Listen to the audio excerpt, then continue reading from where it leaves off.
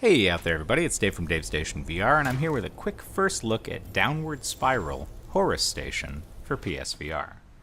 Now you may have heard that this was coming out on the 28th, like a ton of other great games, but that was actually an error on Sony's part, and that's not the case. It's coming out in mid-September. It did pop up briefly on the Australian store this morning, where I grabbed it, but the version that's there is a pre-release version and was not meant to be released. So there's still bugs, the multiplayer doesn't work yet, so if you did pick it up, just know that that's the case. It wasn't really ready to come out, and mid-September is when you're going to get the full-on, experience.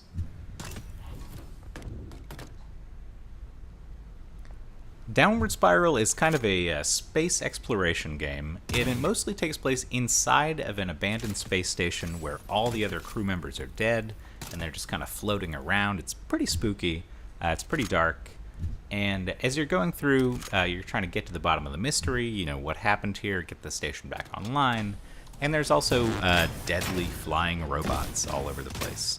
So you've got a variety of weapons. There's pistols, there's like a sniper rifle, and shotguns and that kind of stuff. And I liked the gunplay for what was there, from what I played. The locomotion here is really interesting. While you may think it looks kind of like Detached because it's sort of a space exploration, zero-G kind of game, it's much, much different. The way it works is you've got this kind of like a winch that you shoot at a certain area and it pulls you towards that area. And then on top of that, you can grab onto the environment and push yourself forwards. I will say that mechanic, the second one, didn't really work that well for me.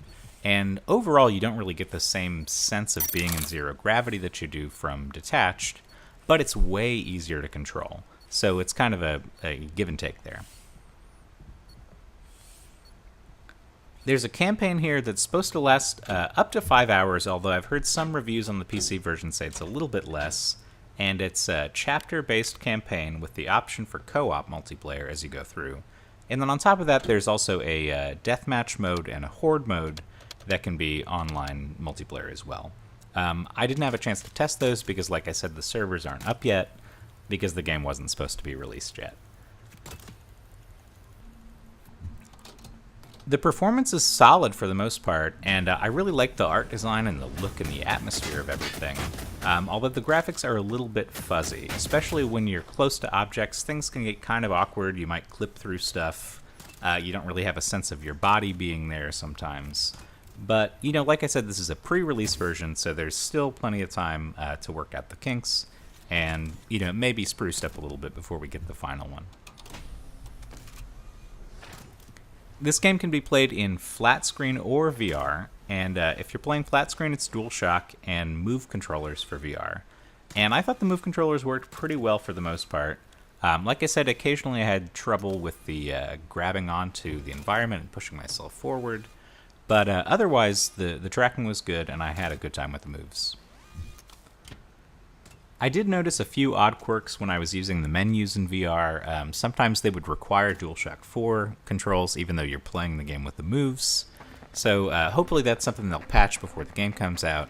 And like I said, this is not the final version, so that may not even be an issue. Overall, this one seems pretty interesting to me, and I think it's one to keep an eye on. It's been out on PC for a while, where I think it got pretty decent reviews.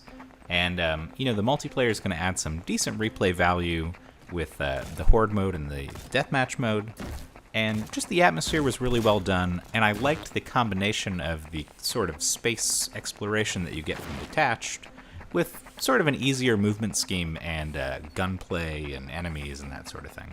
So, I haven't played through the whole thing yet, but I enjoyed what I did play, and I would say when this comes out in mid-September, keep an eye on it. I'll have a full review, of course, when the final release version is out, but I didn't really want to put together any sort of final thoughts on this one because it's still in progress. So just keep that in mind if you picked it up.